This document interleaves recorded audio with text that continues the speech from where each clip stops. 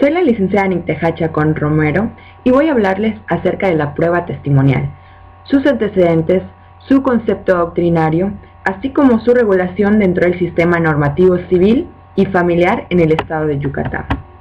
Primeramente, en los tiempos de las grandes civilizaciones egipcia, babilónica, hebrea, hindú, griega y romana, ya contemplaban como medio de probatorio de sus arcaicas instituciones jurídicas la testimonial, considerada como providente por preconstituirse espontáneamente en todas partes y ser en ocasiones fácil de acomodar a las necesidades de verificación y aún de aderezar circunstancias, razón por la cual más tarde fue perdiendo prestigio.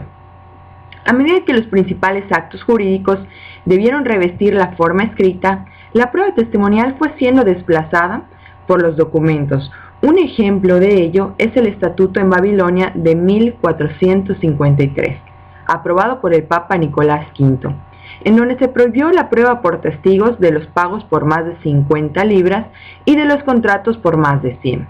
De igual manera, se establecieron estas circunstancias en otros estatutos, pasando por el Código Napoleónico hasta llegar a las legislaciones modernas. Actualmente, el ilustre procesalista Hugo Rocco, en su libro La teoría general del proceso civil, hace alusión a la prueba testimonial de la siguiente manera. La prueba por medio de testigos es una declaración que una parte extraña al proceso rinde ante los órganos jurisdiccionales sobre la verdad o la existencia de un hecho jurídico, esto es, de un hecho al que el derecho objetivo vincula el nacimiento, la modificación o la extinción de una relación jurídica o de una situación jurídica relevante. Asimismo, los testigos se pueden clasificar de diversas maneras, entre las cuales me permitiré enumerar las siguientes. Testigo de cargo. Son aquellos que dan noticias sobre hechos que implican o confirmen la acusación. Testigos de abono son aquellos que señalan la buena conducta del procesado, conocidos en el ámbito penal como testigos de descargo. Existen otras diversas clasificaciones, las cuales me permitiré seguir enumerando. El testigo de vista o presencial, que es el más importante que la legislación yucateca señala. Son aquellos que tienen conocimiento inmediato de los hechos, es decir, es aquel que declara respecto de hechos que percibió, habiendo sido su fuente de información directa y personal. Esta es una circunstancia aledaña al testigo de vista o presencial. Es decir, que la circunstancia de que una persona sea invidente en un caso hipotético es insuficiente para negarle el crédito a su declaración dentro de un procedimiento penal, cuando manifiesta que estuvo presente en el momento de los hechos y reconoció la voz del inculpado, porque es factible reconocer a una persona por medio de su voz. Esto encuentra apoyo y sustento en la tesis de Rubro Testigo Invidente, valor de su declaración en materia penal. Asimismo, sigo con las diversas clasificaciones de los testigos. Testigos de oídas es el testigo, el que se entiende por aquel que no conoce por sí mismo los hechos sobre los cuales se depone, sino que es informado de ellos por una tercera persona. Los testigos instrumentales son aquellos cuya presencia es exigida para la validez de determinado acto jurídico. En la tesis de Rubro Testamentos, testigos instrumentales y de conocimiento, se enumera perfectamente la diferencia entre testigos instrumentales y testigos de conocimiento, siendo los primeros aquellos los que presencian el acto solemne del testamento, en presencia de quienes el testador dispone sus bienes, instituye herederos y legatarios, nombra albacea y demás particularidades del testamento. En cambio, los testigos de conocimiento se limitan a manifestar únicamente al notario que conocen al testador, y que es la persona cuyo nombre le ha proporcionado, sin notar en él signos patentes de incapacidad natural, ignorar que éste es sujeto a incapacidad civil. Testigos contradictorios son los testigos discordantes en la parte esencial de su testimonio.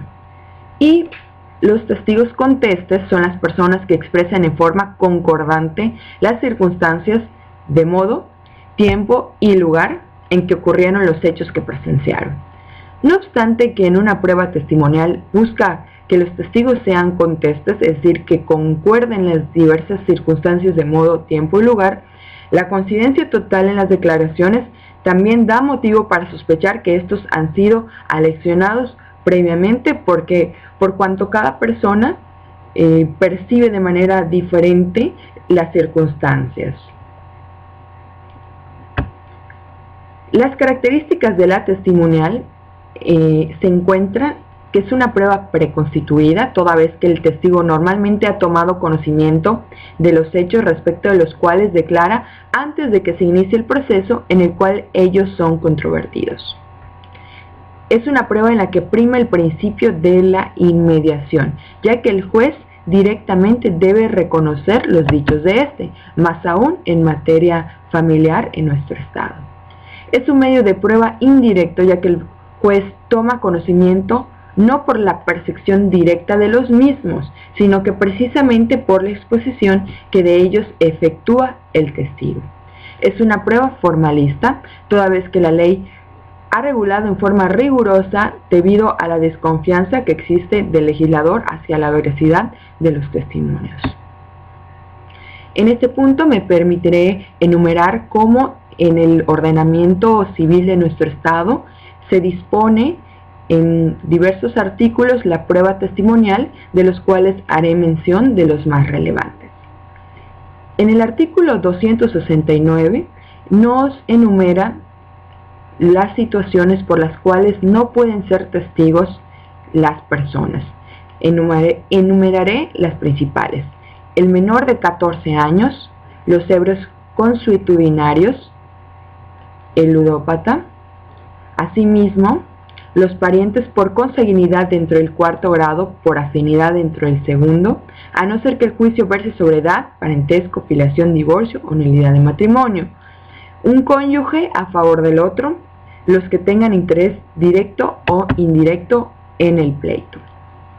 En cuanto a la valoración de las pruebas, aclaro, en materia civil, el código enumera lo siguiente: el valor de la prueba testimonial queda al arbitrio del juez, quien nunca considerará probados los hechos sobre los cuales ha versado cuando no haya por lo menos dos testigos en quienes concurran las siguientes condiciones: las diversas que se enumeraron en el párrafo anterior, que convengan en lo esencial del acto que refieren, aun cuando difieran en algunos de los accidentes, como mencioné, porque cada persona percibe de manera diferente las circunstancias. Sin embargo, en los puntos claves y fundamentales del testimonio deben de concordar. 3. Que declaren haber oído pronunciar las palabras, presenciado el acto o visto el hecho material sobre que deponen. Asimismo, para valorar las declaraciones de los testigos, el juez tendrá en consideración las circunstancias siguientes.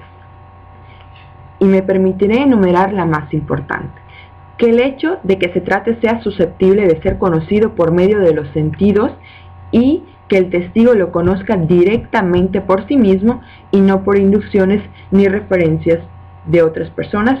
Como ya hice referencia, el testigo de oídas, en este punto el Código Civil rechaza ese tipo de testimonial y por supuesto le da mayor importancia al testigo que directamente percibe las circunstancias. En relación a la valoración de este medio probatorio está el supuesto procesal de las tachas, supuesto que el Código Adjetivo en materia dispone. En materia civil, cabe aclarar, el artículo 321, las tachas legales que se pueden oponer a los testigos son las contenidas en el artículo 269, a las cuales ya hice referencia con antelación, y segundo, haber declarado por cohecho. El artículo 323 del Código Civil, del Código de Procedimientos Civiles del Estado de Yucatán, enumera: el juez nunca repelerá de oficio al testigo si éste se encuentra comprendido en alguna de las disposiciones por las que puede ser tachado. Será siempre examinado y sus tachas se calificarán en la sentencia. Cuando las tachas aparezcan de las mismas constancias de autos, el juez hará dicha calificación aunque no se hayan opuesto por el litigante. Asimismo, cabe hacer alusión a que la calificación de las tachas será en la sentencia definitiva. En el año 2012 entró en vigor en nuestro estado de Yucatán el Código de Procedimientos Familiares, el cual contempla diversas figuras jurídicas novedosas, tales como la compensación, como la suplencia de la queja, entre otras diversas figuras. En este punto le da mayor libertad al juez para realizar un razonamiento justo con respecto a la búsqueda de la verdad en diversas circunstancias, a lo cual me remito a lo conducente a la libre valoración de las pruebas que en su artículo 296 del Código de Procedimientos Familiares hace alusión con respecto a las probanzas. Y nos dice, el juez goza de libertad para valorar las pruebas, con excepción de los documentos públicos que siempre hacen prueba plena. En su artículo 297, el juez debe valorar libremente las pruebas tanto en lo individual como en su conjunto, y atender las reglas de la lógica y la experiencia, así como explicar detalladamente los fundamentos de su valoración y su decisión. En este punto quiero hacer referencia a que el presente Código de Procedimientos Familiares establece como sistema de valoración de las pruebas el de la libre apreciación razonada, de tal forma que la legislación permite que el juzgador tenga plena libertad para determinar el valor de cada una de las pruebas ofrecidas por las partes y que en su caso sean desahogadas aplicando en un grado elevado sus conocimientos y criterios sin limitación alguna, siempre y cuando esa valoración se encuentre motivada en forma razonada con la lógica y coherencia de los medios de prueba. El juzgador tiene la facultad de otorgar el valor que considere a cada una de las pruebas reconocidas por la legislación en el artículo 298 de este código, salvo la prueba documental pública. Las personas obligadas a declarar como testigos son todos aquellos que tengan conocimientos de los hechos de que las partes deben probar. Están obligados a hacer esta declaración. En este sentido quiero aclarar que uno de los criterios novedosos, otro cambio de paradigma que contempla el Código de Procedimientos Familiares del Estado de Yucatán, se encuentra reflejado en esta norma, pues en atención al interés público que implica el tema familiar, todas las personas están obligadas a dar su testimonio, con independencia de su edad o parentesco, lo que conlleva a que el sistema de derecho procesal familiar excluye las tachas de los testigos. El máximo de los testigos que enumera el artículo 352 nos dice que tiene derecho a presentar hasta 3 testigos sobre cada hecho. Asimismo, en cuanto al requisito de ofrecimiento de la testimonial, nos dice el artículo 353 que para el ofrecimiento de la prueba testimonial solo se precisa el nombre y apellidos de los testigos. El artículo 361 hace referencia a que los testigos deben ser examinados separados y sucesivamente, sin que unos puedan presenciar las declaraciones de los otros. La prueba testimonial es indivisible, por lo que debe desahogarse en una misma diligencia hasta su conclusión, salvo por causas graves. El numeral 364 nos habla que el examen de los testigos se debe desahogar mediante interrogatorio oral que formulen las partes o interesados por sí o a través de sus asesores jurídicos. En el artículo 365 nos enumera las formas de preguntas y repreguntas. Asimismo, es muy importante realizar la protesta a los testigos, enumerado en el artículo 366.